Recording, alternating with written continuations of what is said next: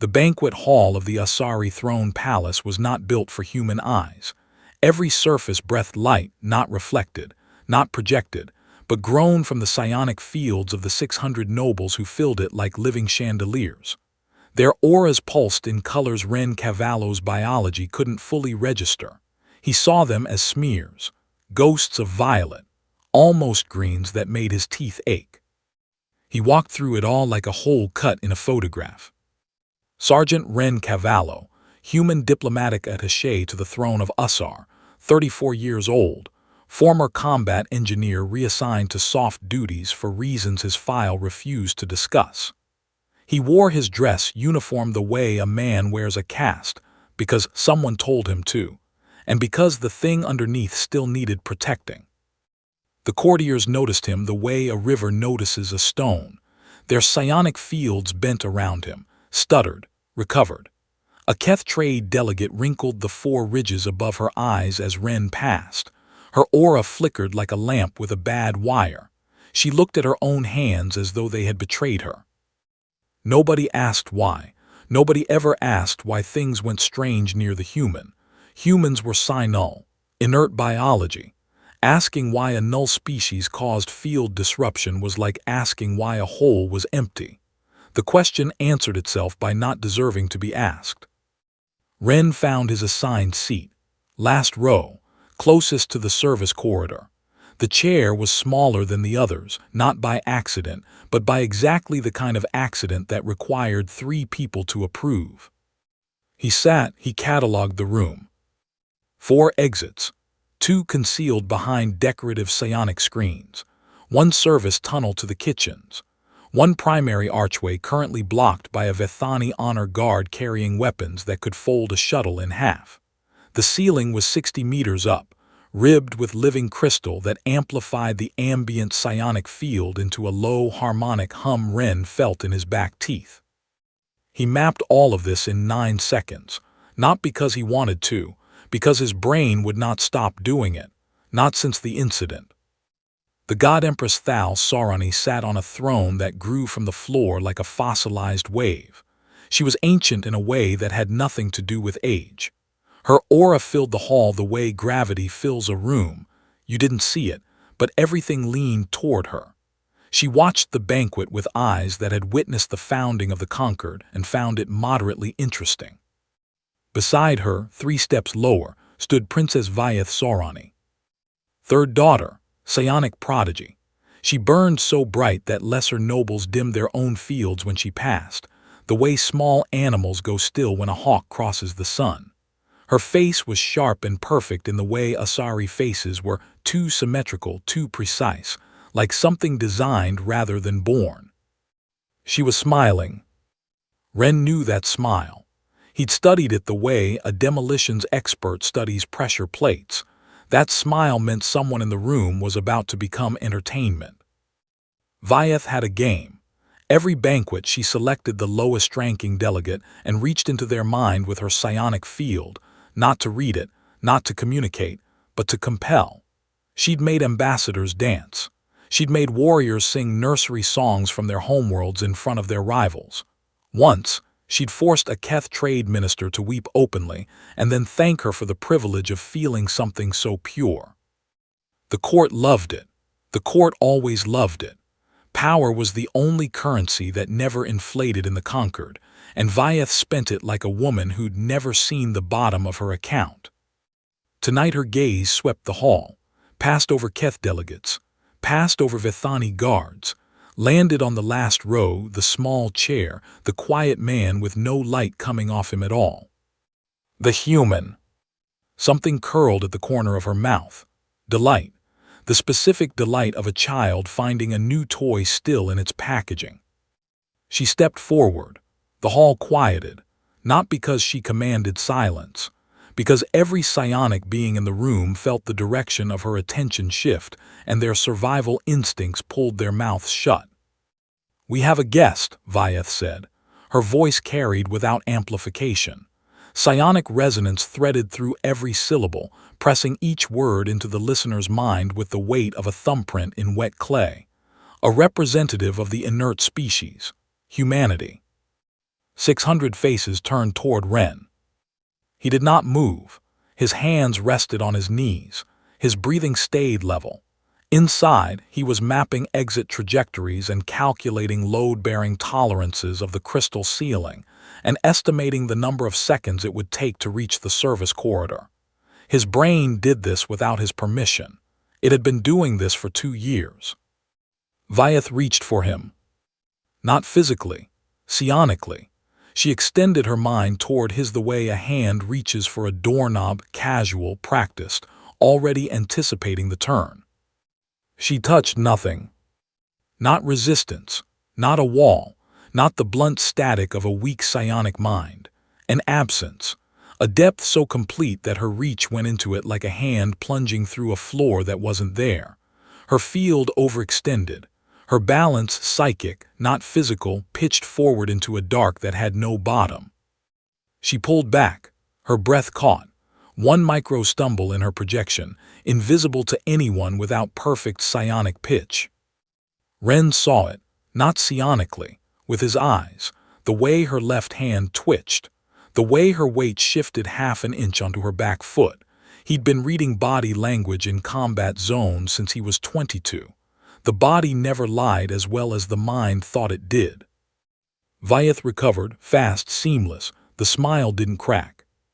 She switched tactics. "Kneel," she said, not with psionic compulsion, with words, old-fashioned authority, the kind that worked on things you couldn't reach inside. Kneel as a representative of a species that contributes nothing to the conquered's light. Kneel and be grateful we allow you to stand in our radiance at all. The hall waited. Ren stood, for one breath, two, long enough for the silence to become a living thing. Then he knelt, smoothly, cleanly, the way a man kneels when he's done it in mud and blood and rain and a palace floor is nothing. He looked up at her from the ground. His face was a closed file. No anger, no shame, no performance. Just the flat, measured attention of a man who had looked at worse things from worse positions and survived them by being precisely this still. "Is there anything else, Your Highness?" The hall laughed, a rolling, musical, multi-species laugh that rose and sparkled and meant nothing. Vyeth laughed loudest. Her laugh was perfect. Everything about her was perfect. On the throne, the God Empress did not laugh. She leaned forward, 1 inch, the smallest possible movement from the most powerful being in the room. 3 people noticed. One was a senior intelligence officer who would file a report.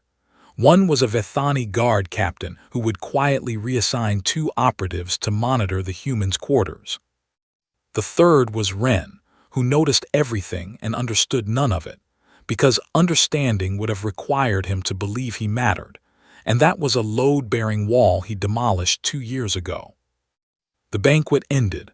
The lights dimmed. The nobles filed out, trailing their fatting auras behind them like perfume. Ren returned to his quarters, a room built for someone important, made small by intention.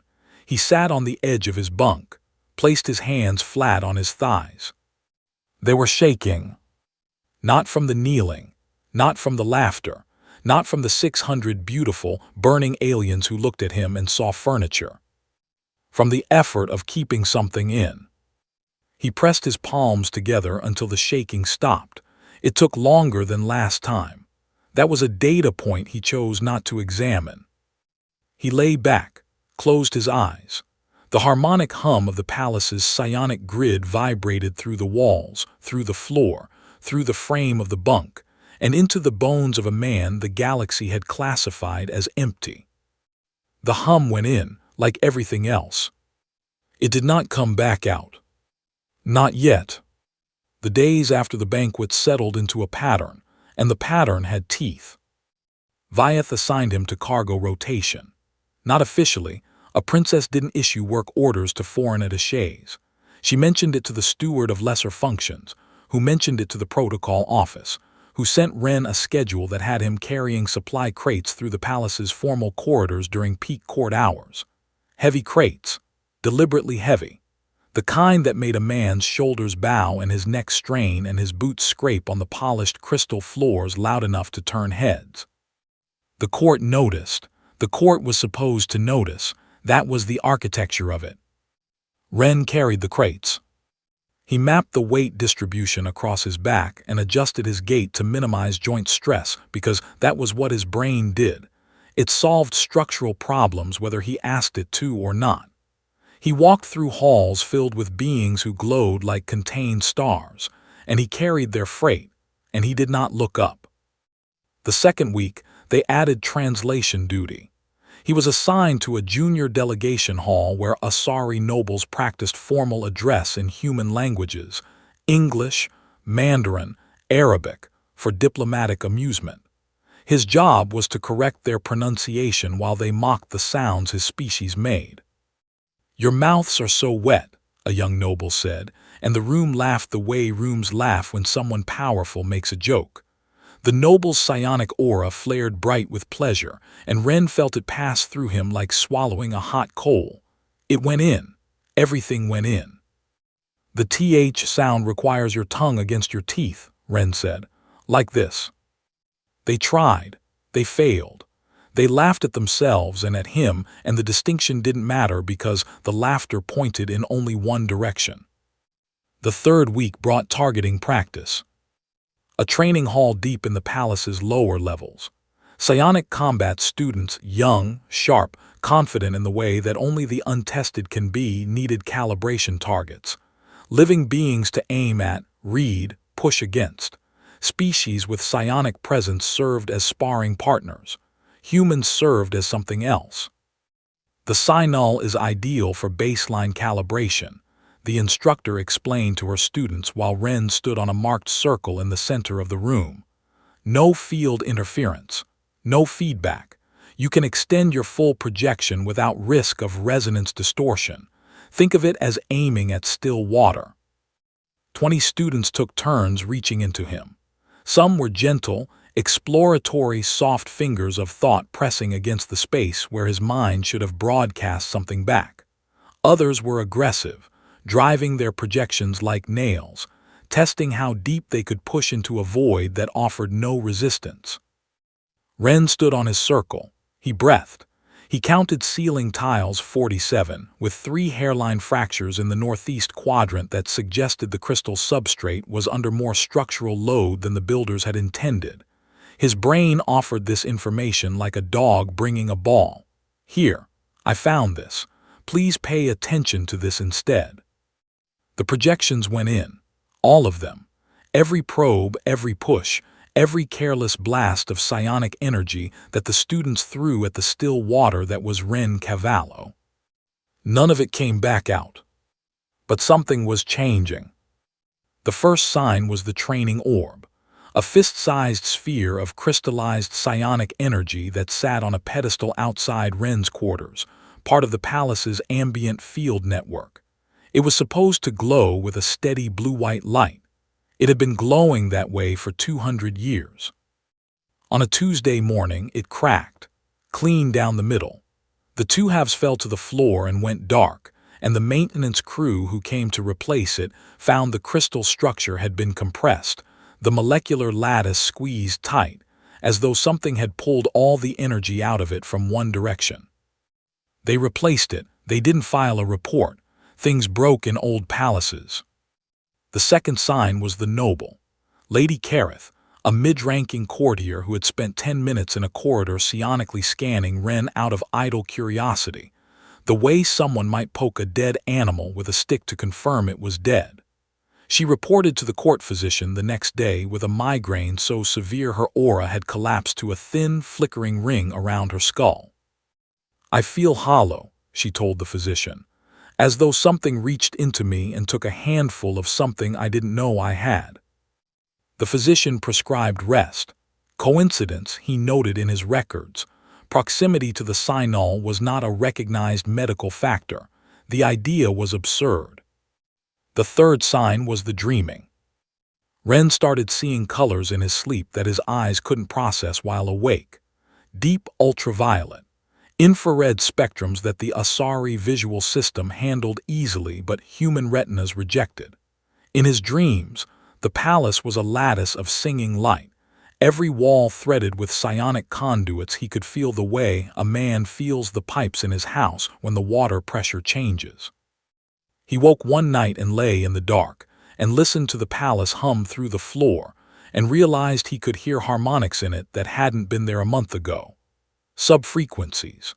The deep structural vibration of 6,000 psionic beings living and sleeping and projecting inside a building designed to amplify their output.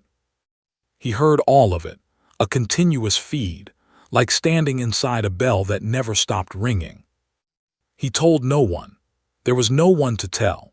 His diplomatic handler checked in once a week via text-only communication and asked if he required extraction, and Ren typed no and closed the channel and sat with the hum. Then the summons came. A private audience with the God Empress. Alone. No advisors, no translators, no court witnesses. The kind of meeting that the palace protocol system flagged as a Category 1 anomaly because the God Empress had not granted a private audience to anyone below Tier 3 diplomatic rank in 4 decades. Ren walked into the Empress's chamber and found her sitting in a simple chair by a window that looked out over the city's psionic skyline. A forest of living light towers that pulsed with the collective heartbeat of 4 billion Asari.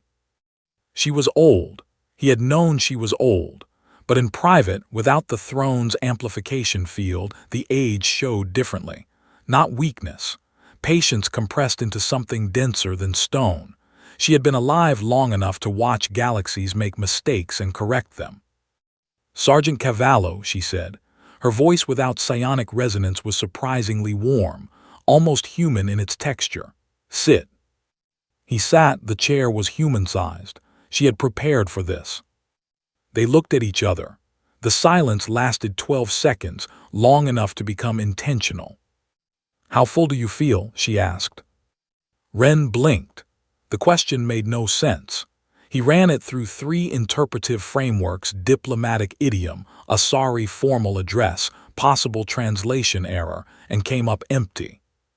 "I'm not sure I understand, Your Majesty." She smiled. It was the smile of someone watching a glass fill toward the brim, watching the surface tension hold, watching the beautiful fragile moment before physics wins. "You will," she said. "That will be all." He left. The corridor outside the chamber was empty. He walked back to his quarters, and the psionic conduits in the walls hummed louder as he passed, as though leaning toward him, as though something in the field recognized something in him that his own mind hadn't named yet. Vyeth was waiting. She stood in the corridor outside his quarters like a blade set upright. Her aura was pulled tight around her, controlled, concentrated, a weapon rather than a display. Her eyes were hot with something Ren recognized from demolition sites. The look a structure gives right before it decides to fall in a direction you didn't predict. "You spoke with her," Vyeth said, "alone." "She summoned me." "She doesn't summon things like you." Ren said nothing. There was nothing to say that wouldn't be a load-bearing wall he'd have to maintain later. Vyeth stepped closer. Her aura expanded. The air between them thickened with psionic pressure, not the playful probes of students, not the idle curiosity of courtiers. Weapon-grade projection. Full spectrum. The kind of force that locked motor functions, collapsed neural resistance, drove targets to their knees through pure psychic mass. She hit him with everything she had. His vision whited out. His ears rang with a frequency that tasted like copper and smelled like burning glass. Every nerve ending in his body fired at once, and for one perfect, terrible second, Ren Cavallo was the most saturated object in the palace. He did not kneel. He did not move. The energy went in. And somewhere behind his eyes, in a place that the conquered scanners had always read as empty, something shifted, like a door settling on its hinges. Like a foundation accepting weight it was never supposed to hold. Like a glass finally reaching the brim. Vyeth stared at him. For the first time in her life, she had thrown everything at something and it had simply stayed. She pulled back her projection, turned, walked away without a word. Ren stood in the corridor. The hum of the palace had changed. It was louder now, closer. Inside him, maybe. He couldn't tell where the building ended and he began. His hands were steady. That was new. The Interspecies Sovereignty Summit arrived like a slow storm. Delegations poured into the Asari capital from across the Concord. Keth trade coalitions with their ridged faces and careful hands. Vethani military attachés who moved like architecture that had learned to walk. Silith diplomats whose bodies were translucent and whose emotions displayed as shifting colors beneath their skin. 12 species, 600 delegates, the largest political gathering in the Concord in 11 years. And at its center, positioned like a jewel in a crown she had designed for herself, stood Princess Vyeth Saurani. The summit was her stage. Everyone in the palace understood this. The God Empress had granted Vyeth primary ceremonial authority, the right to open proceedings, demonstrate Asari capability, and set the diplomatic tone for interspecies relations going forward. It was the closest thing to a coronation announcement without using the word. Vyeth intended to use it. The Grand Resonance Hall had been reconfigured for the event. 12 tiers of seating arranged in a spiral, each tier assigned to a species delegation, each delegation glowing with their own psionic signature. The room was a living spectrum.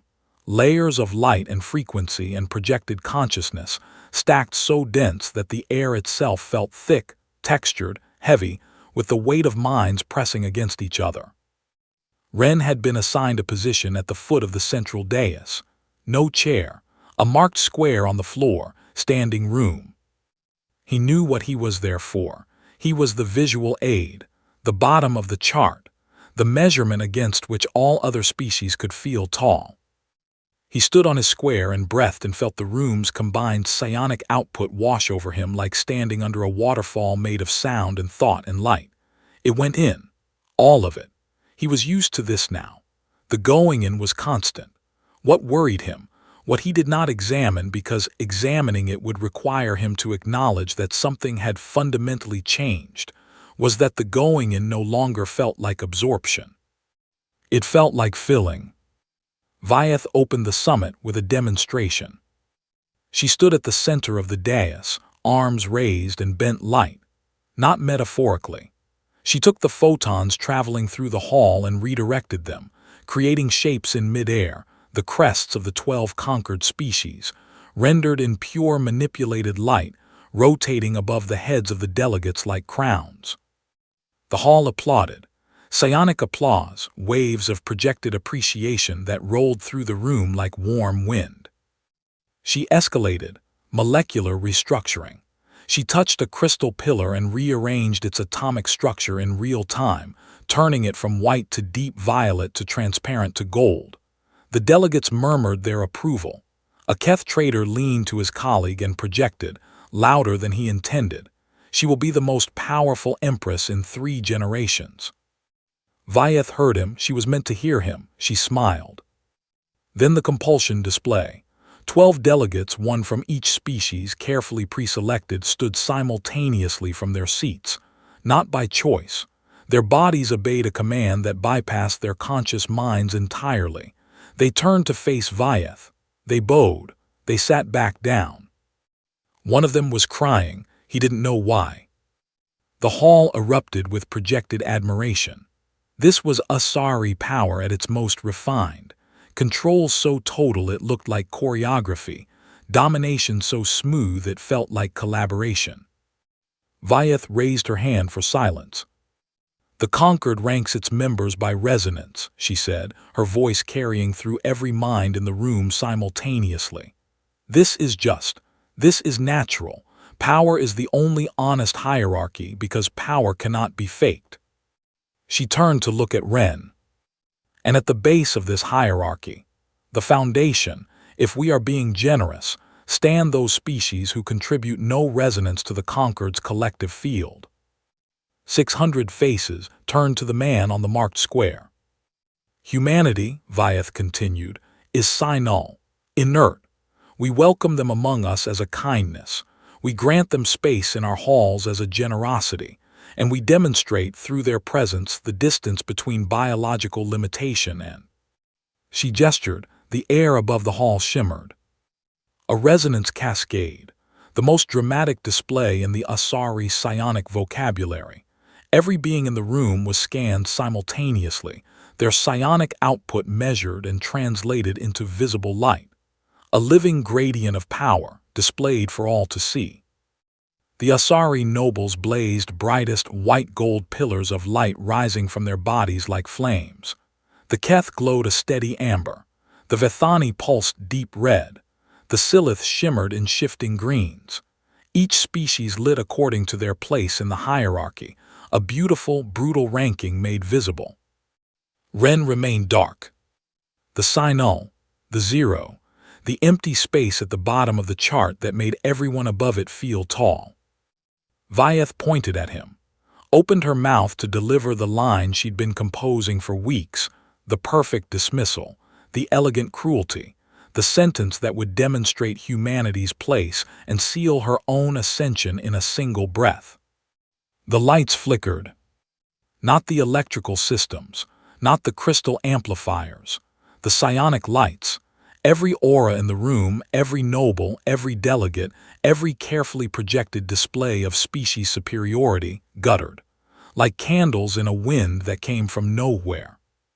From below, 600 psionic beings felt their fields pull, a tidal drag, gentle at first, almost imperceptible, the kind of sensation that makes you check your footing before you realize the ground hasn't moved. Then stronger, a gravitational lean, as though every projected consciousness in the hall had developed a slight but insistent attraction toward a single point. The dark spot at the foot of the dais. Ren. He wasn't doing anything. His hands hung at his sides. His eyes were open, unfocused, staring at a point somewhere in the middle distance. He looked the way a man looks when something inside him has slipped its leash and he doesn't yet know it's loose. The resonance cascade display warped. The neat gradient of species-ranked light bent, distorted, pulled toward a center that had registered as empty 2 seconds ago. The Asari nobles' white-gold flames leaned sideways like trees in a gale. The Keth amber stretched thin. The Vethani red smeared. Everything pointed at Ren. Not because he was projecting. He wasn't. There was no outward force, no broadcast, no attack. What was happening was the opposite. The months of absorbed energy, the thousands of casual psionic intrusions, the weapon-grade blast Vyeth had poured into him in that corridor, all of it was releasing, and the frequency of that release was something the conquered had never encountered.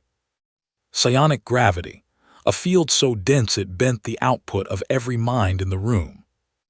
Vyeth reacted on instinct. She reached for his mind not to compel, not to display, but to contain. She drove her consciousness toward him like a fist, aiming for the emptiness she'd touched at the banquet, expecting the void, expecting the absence. She found a door. It was open, and something on the other side was looking at her.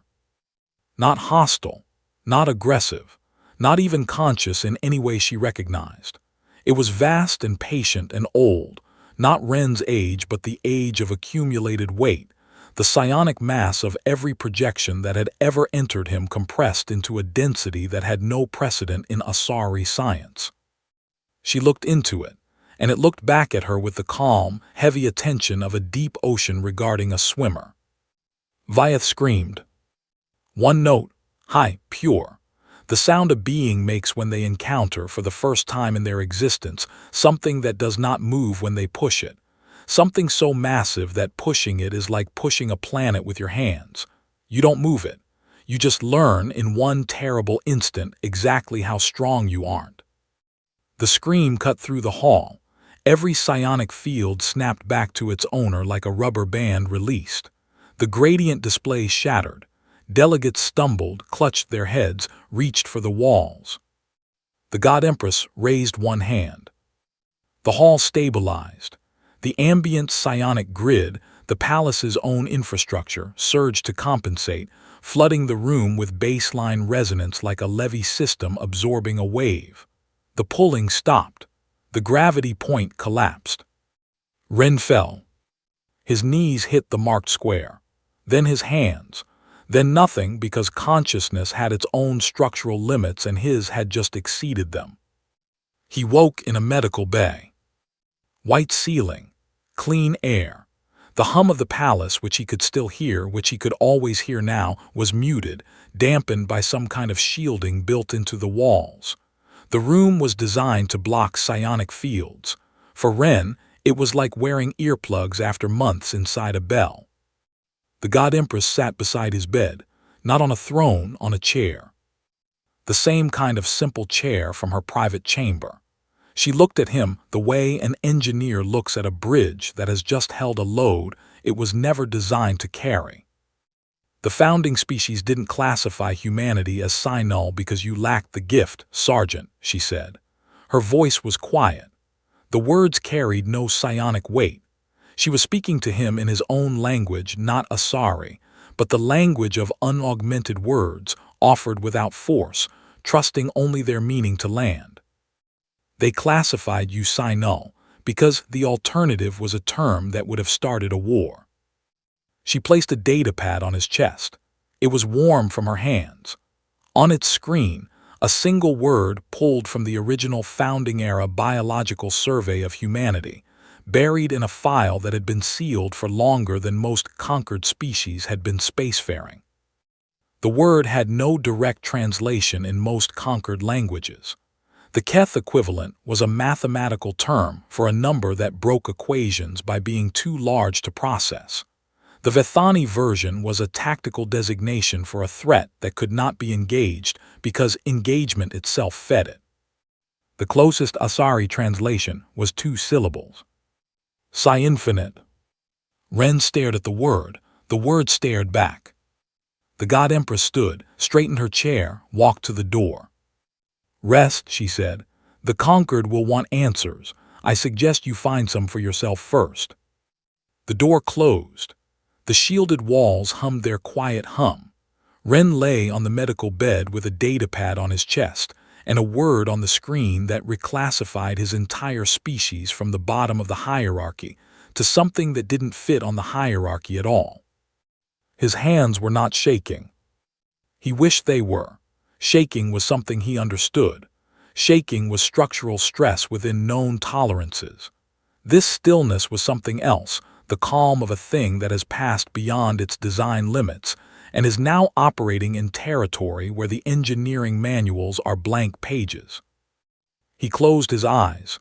The hum of the palace came through the shielding anyway, faint, insistent, familiar. It sounded different now, not like a building. Like a heartbeat that wasn't his, beating inside a body that had just discovered it had no walls. The conquered broke along fault lines nobody had bothered to map. Within 6 hours of the summit incident, the Keth Trade Coalition recalled its delegation to a secure vessel in high orbit and began transmitting encrypted bursts to their homeworld at a rate that Asari intelligence flagged as pre-conflict communication. The Vethani military attaches didn't leave. They repositioned, moving from ceremonial posts to strategic choke points throughout the palace with the quiet efficiency of soldiers who had practiced this particular transition. The Silith diplomats simply went translucent and stopped speaking. When a Silith went fully transparent, it meant they were thinking about survival. 12 species had watched their psionic fields bend toward a human. 12 species were now recalculating everything they knew about the bottom of the hierarchy. Ren sat in the shielded medical bay and read his datapad. The file was 62 pages. Most of it was redacted, black bars stamped over text with classification codes that predated the current conquered government by 3 administrations. What remained was fragments. Pieces of a picture that the founding species had seen clearly enough to seal away and mark with the highest level containment designation in their archive. The fragments were enough. First contact. 214 years ago. A Keth exploration vessel had entered the Sol system and made contact with a human research station orbiting Mars. Standard protocol, psionic greeting, the universal language of projected consciousness that every spacefaring species used to establish communication across biological barriers. The Keth team projected a greeting pulse at the station. 47 humans received it simultaneously. 47 humans absorbed it. The Keth vessel reported the pulse as non-returned, the psionic equivalent of shouting into a cave and hearing nothing come back. They assumed equipment failure. They boosted the signal and projected again, stronger. 47 humans absorbed that too. The third attempt was a full bandwidth diagnostic pulse, the kind of deep scan that mapped a target's entire neurological architecture. It went into 47 human minds and found no psionic structure, no resonance framework, no field generation capability. The Keth classified humanity as psi-null and transmitted their findings to the founding council.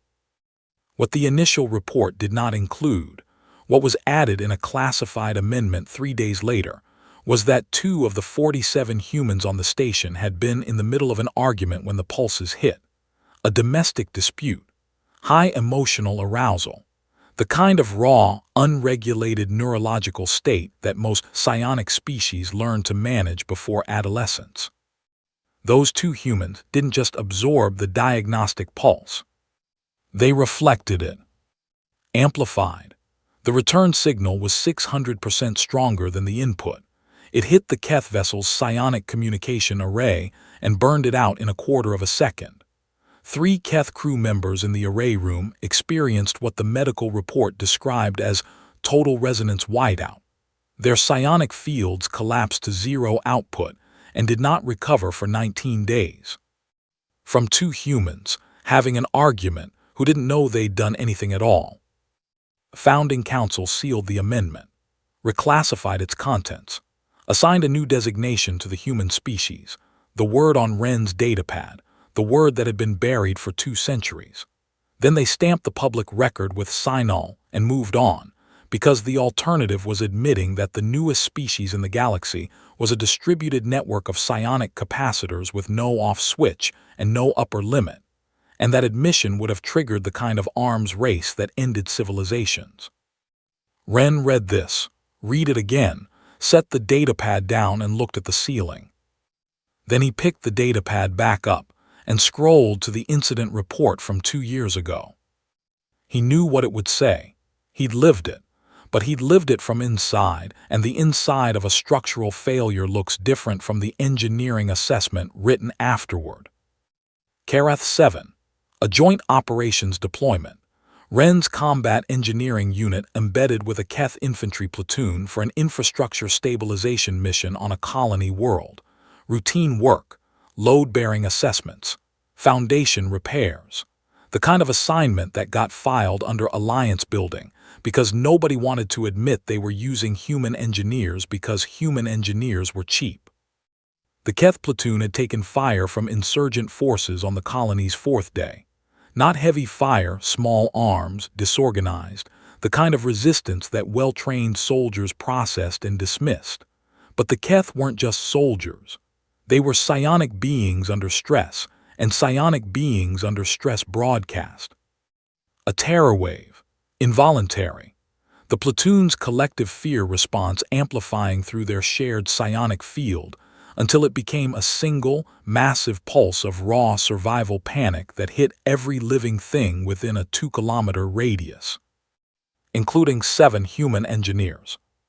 6 of them dropped, seizures, nausea, temporary sensory shutdown, the standard human response to high-intensity psionic exposure, the body treating the input as neurological noise and shutting down to protect itself. Wren didn't drop. Wren absorbed it. All 26 Keth soldiers' fear, amplified through their collective field, compressed into a single pulse of pure psionic terror, and his neurology took it in the way a sponge takes in water. Completely, without resistance, without limit. And then, in one uncontrolled moment, 1 second, where the structural load exceeded the capacity of whatever unconscious containment his mind had built, he reflected it back. The report used the phrase "beyond instrumentation" to describe the amplification factor. The Keth platoon's own fear, returned to them at a magnitude their equipment couldn't measure, hit 26 psionic soldiers simultaneously. They stopped thinking. Not unconscious, not comatose. Their bodies continued to function, hearts beating, lungs breathing, autonomic systems operating.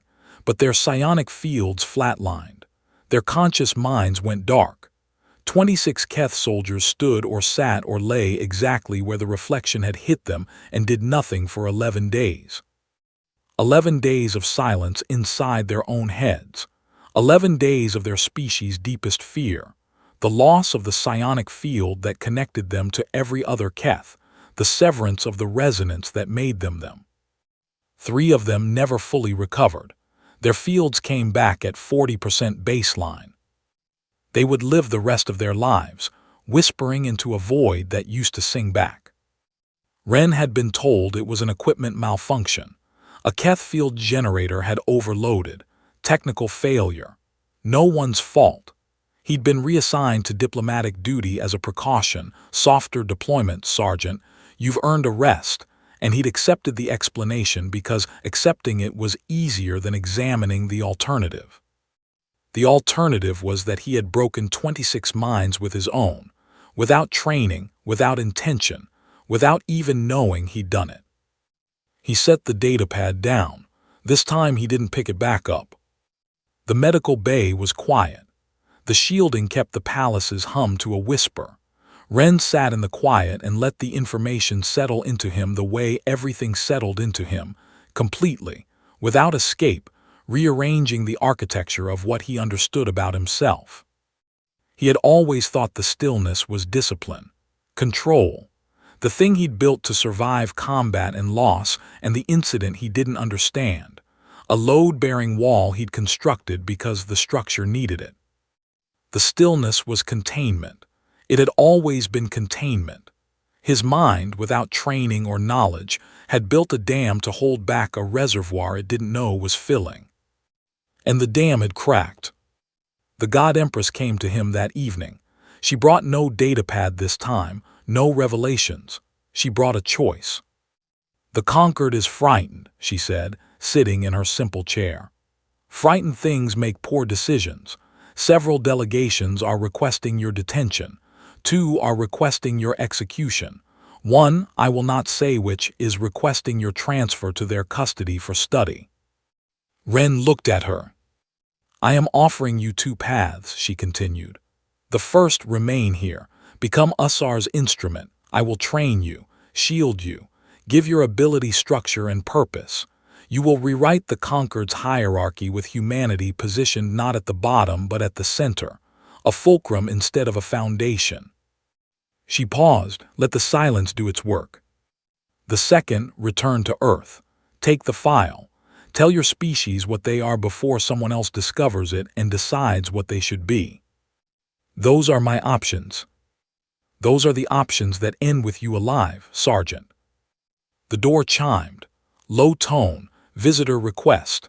The God Empress glanced at the panel, then back at Ren with an expression he couldn't read. "I'll leave you to consider," she said, and left through the side corridor. The main door opened. Vyeth stepped in. She looked different. Not physically, the sharp symmetry, the contained blaze of her aura, the posture that treated gravity as a suggestion she'd chosen to honor. But something behind the architecture had shifted. A hairline fracture in the foundation, invisible unless you knew where to look. Ren knew where to look. He'd been reading stress fractures his entire career. She stood at the foot of his bed. Didn't sit. Didn't project. Her aura was pulled in so tight it barely registered. A woman who had built her life on projection, choosing, for the first time, to make herself small. "What did you see?" she asked. No preamble, no title, no command structure, just the question stripped bare. "When I looked into you, at the summit, When my mind, she stopped, started again, the restarting cost her something visible.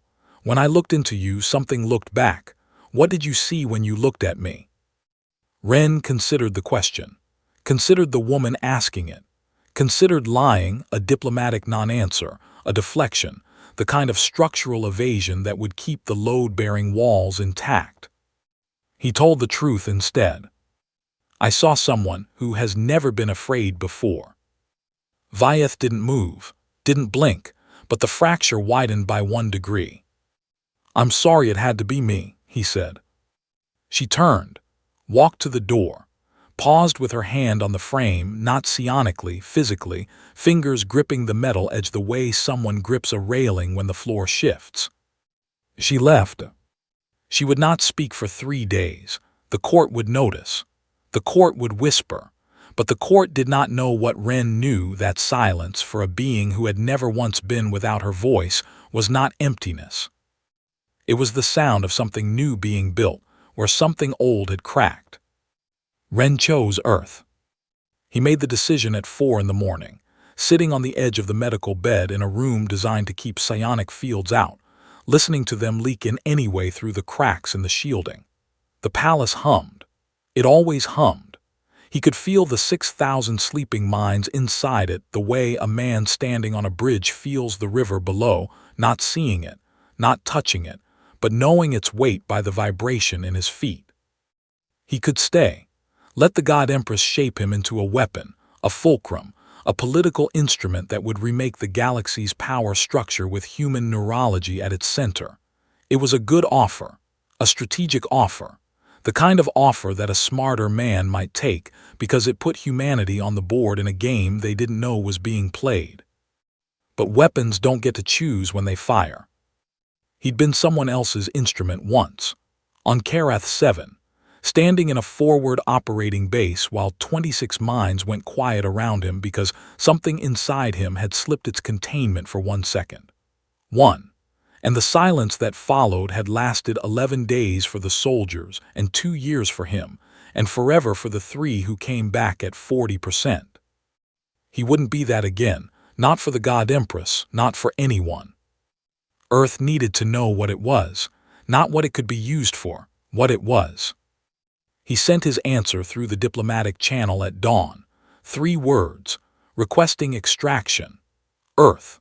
The response came in 9 minutes, fast enough to confirm that someone in the human diplomatic corps had been waiting for exactly this message, which meant someone in the human diplomatic corps knew more than they'd told him, which was a problem for another day. The God Empress received his decision without surprise. She had the look of a woman whose prediction had been confirmed, not pleased, not disappointed, but satisfied in the way that an architect is satisfied when a structure performs to specifications. You'll need a formal departure, she said. The conquered is watching. They need to see you leave under Asari authority, not fleeing in the night. That distinction will determine whether humanity is treated as a managed curiosity or a threat to be contained. A ceremony. A statement in the Grand Residence Hall, full attendance. The same hall, the same dais, the same 600 seats, now carrying the memory of what had happened the last time Ren stood at the foot of that stage. I understand, he said. The preparations took 2 days. In those 2 days, Ren noticed 3 things. The first was that palace staff had stopped walking through his corridor, not avoiding him, rerouting. The way water reroutes around a stone too large to flow over. He still felt their fields when they passed nearby, muted by walls and distance but present, alive, singing their constant psionic song. But they kept their distance. Word had spread. The inert thing was not inert. The second was that the psionic training hall where he'd stood on his marked circle, while students used him for calibration practice, had been permanently closed. A structural assessment, the maintenance report said. The crystal substrate in the northeastern ceiling quadrant, the hairline fractures he'd cataloged while standing still under 20 psionic projections, had propagated. The cracks had spread in a pattern that the engineering team described as unprecedented directional stress, consistent with an unidentified gravitational point source. He'd told no one about the ceiling cracks. He'd noticed them the way he noticed everything. Automatically, structurally, the way his brain mapped load tolerances whether he wanted it to or not. The cracks pointed toward where he'd stood. The third thing was Vyeth. She was speaking again.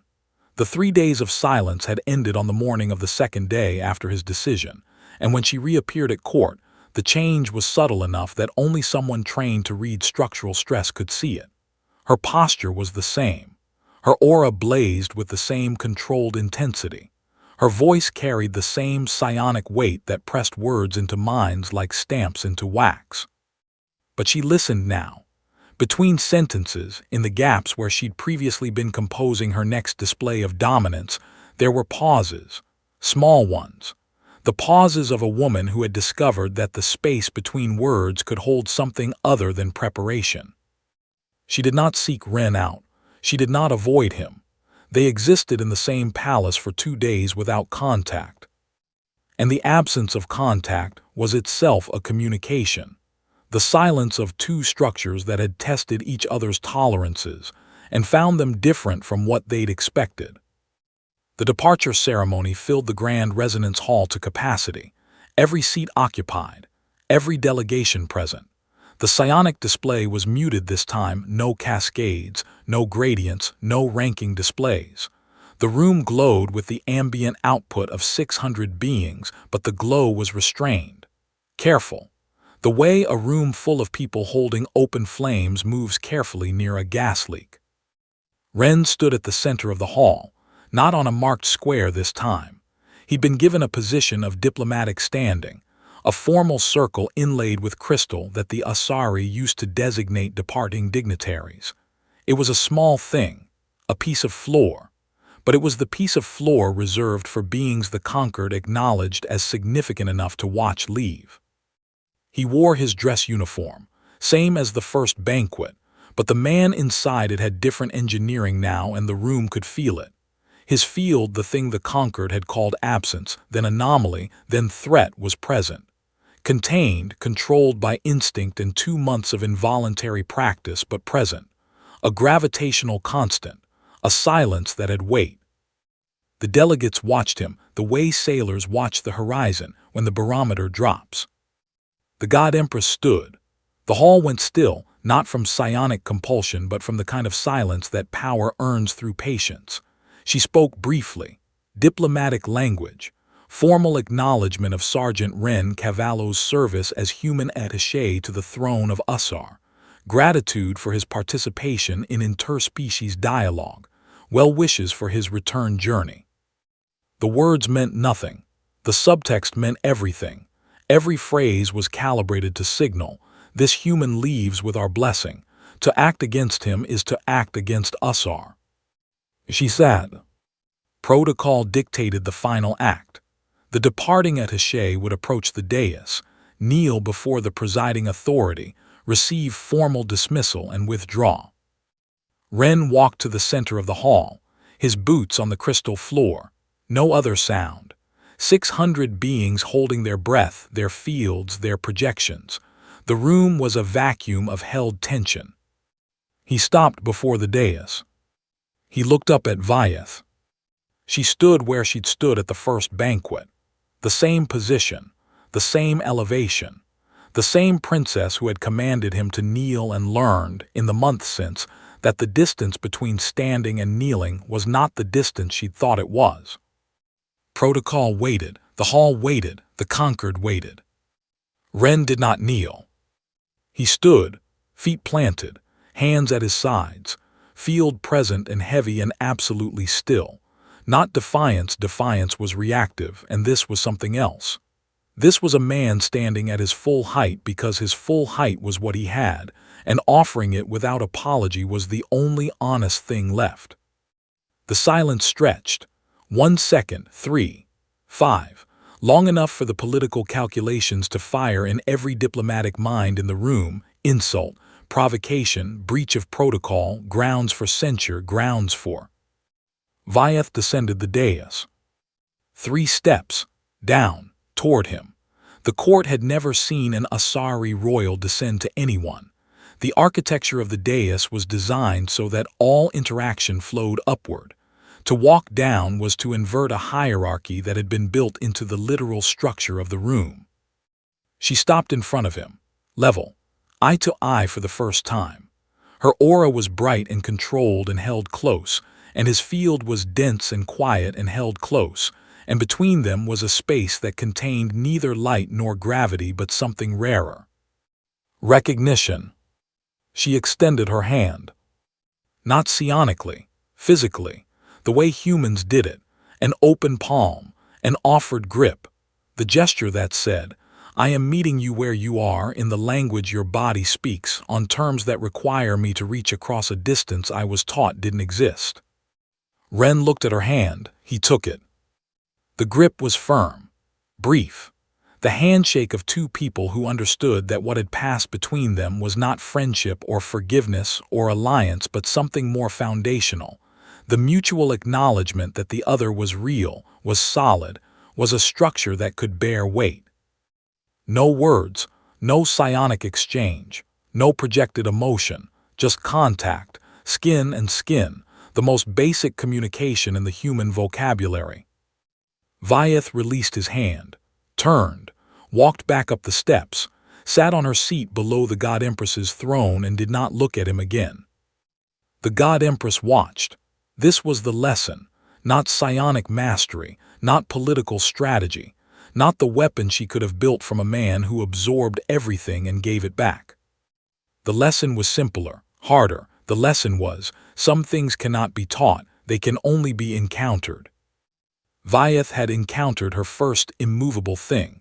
What she built from that encounter was her own. Ren turned, walked out of the grand resonance hall, through the palace corridors where the psionic conduits hummed their endless song, through the doors that opened for him now, not because he commanded them, but because the palace's systems registered his field as a thing that existed, a thing with mass, a thing that would pass through regardless, and it was easier to open than to resist. He boarded his shuttle, alone. The cockpit was small and human-built and had no psionic grid, no crystal amplifiers, no living light. It was metal and plastic and recycled air, and for the first time in months, the only hum he heard was the engine. 7 weeks to Earth at standard transit. He settled into the pilot's seat. The viewport showed the Asari capital shrinking behind him, a city of light towers, pulsing, bright, beautiful in the way that things built to display power are always beautiful and always incomplete. He opened his datapad. The file. 62 pages of redacted fear, 2 centuries of buried truth, the original sin of a galactic hierarchy that had classified his species as empty because the alternative was a word that ended conversations and started wars. He opened a blank document beside it. The cursor blinked on the empty page, a small, patient, rhythmic pulse. He typed 2 words. "We absorb." He stared at them. They stared back.